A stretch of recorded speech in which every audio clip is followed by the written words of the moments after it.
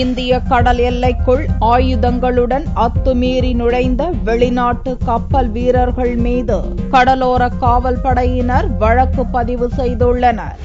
இந்திய கடல் எல்லைக்குள் கன்னியாகுமரி பகுதியில் கடந்த 2 நாட்களாக சுற்றிக் கொண்டிருந்த ஒரு கப்பலை மத்திய உளவுத்துறையினர் சேட்டலைட் மூலம் கண்காணித்தனர். உளவுத்துறை அளித்த தகவலை தொடர்ந்து இந்திய கடற்படையினர் அக்கப்பலை சிறைப்பிடித்து தூத்துக்குடி துறைமுகத்திற்கு கொண்டு வந்தனர். அந்த கப்பலை சோதனையிட்டதில் நவீன ஆயுதங்களுடன் கேப்டன் உட்பட 25 வீரர்கள் இருந்தனர். அமெரிக்க நிறுவனத்திற்கு சொந்தமான சீமேன் கார்ட் என்ற அந்த கப்பல் சோமாலியா கடற்கொள்ளையர்களிடமிருந்து சரக்கு கப்பல்களுக்கு பாதுகாப்பு அளிக்கும் தனியார் நிறுவனத்திற்கு சொந்தமானது. தென்னாப்பிரிக்க துறைமுகத்தில் பதிவு செய்யப்பட்டுள்ள இக்கப்பல் குறித்து நடத்தப்பட்ட விசாரணையில் இந்திய பெருங்கடல் பகுதியில் பாதுகாப்பு பணியில் ஈடுபட்டிருந்த போது டீசல் பற்றாக்குறை ஏற்பட்டதால் தனியாரிடம் டீசல் வாங்கியதாகவும் அதற்காகவே இந்திய எல்லைக்குள் வந்ததும் தெரியவந்தது.